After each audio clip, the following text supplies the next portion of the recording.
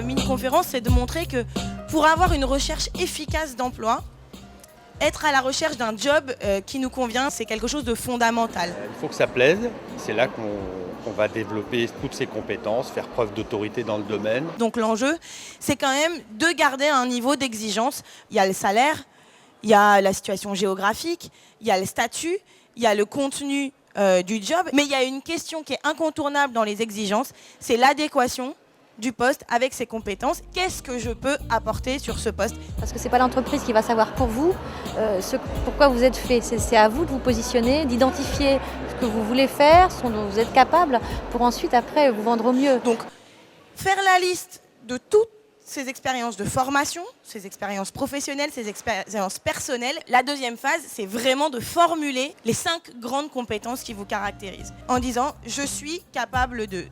Vous irez voir de l'autre côté, il y a une exposition des projets Manu Marketing des diplômes où des équipes d'étudiants font un projet de marketing de leur formation avec ces 5 « je suis capable de ».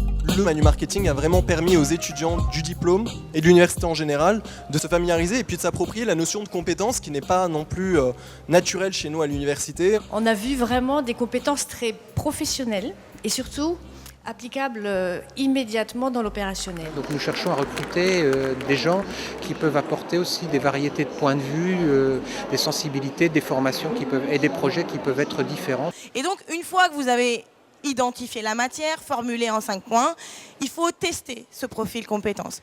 Vous avez tous des professionnels dans votre environnement.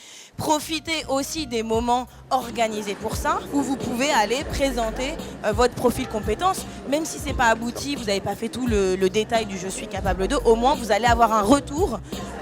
Au début, je lui ai tout donné en yaourt et on a hiérarchisé ça ensemble, mais aider aussi à y voir quand même un peu plus clair.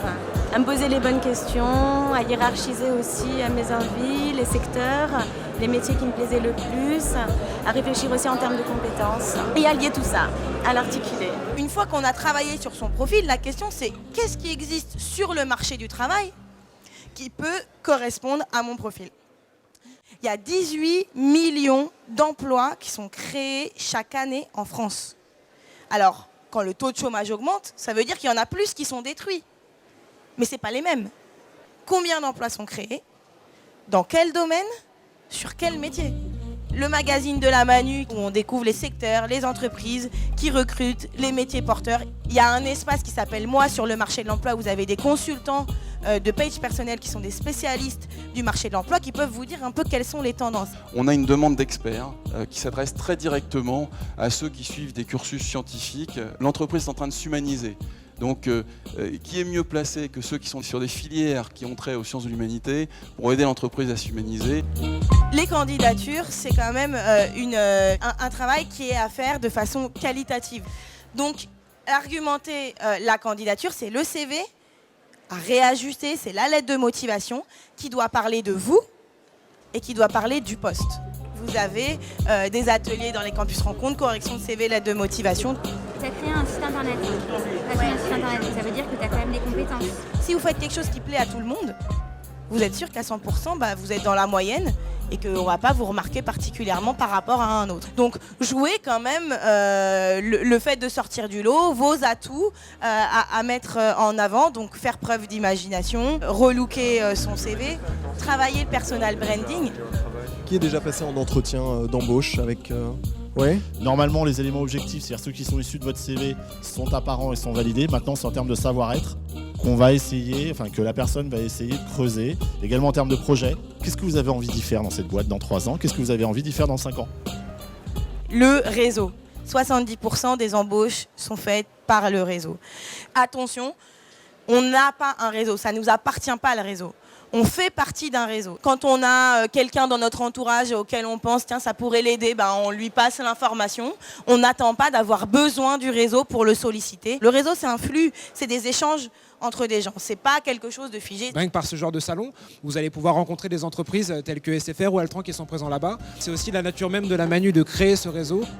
Alors on a rencontré effectivement pas mal d'étudiants, des étudiants qui se cherchent, d'autres qui arrivent déjà avec une volonté particulière de travailler dans un de nos métiers. J'ai vu tout à l'heure quelqu'un qui souhaite effectivement intégrer un stage dans des métiers de la finance. Donc Moi, je lui ai montré effectivement une offre qui pourrait l'intéresser et j'ai recueilli son CV. Plus on voit des gens qui sont dynamiques dans leur recherche d'emploi, plus on se dit, en tant que collaborateurs, quand ils vont bosser avec nous, ils vont être dans cette même démarche. C'est aussi pour ça qu'à la Manu, on propose aux étudiants dès la première année d'être ambassadeurs, c'est-à-dire de prendre l'initiative, d'organiser des rencontres comme aujourd'hui avec les entreprises. C'est déterminant pour conduire l'ensemble de sa vie professionnelle. C'est stratégiquement efficace de rechercher quelque chose qui nous convient, parce que plus ça nous convient à nous, plus ça conviendra à l'entreprise qui nous embauche. J'ai bien compris avec cette mini-conférence qu'on était véritablement offreur de compétences. Je sais que moi, c'est ce genre de parcours qu'il faut que je suive, ce genre d'état d'esprit qu'il faut que je garde, que tout est bon à prendre, toute expérience est bonne à prendre et qu'il faut que je sache en retirer quelque chose d'utile pour mon futur employeur.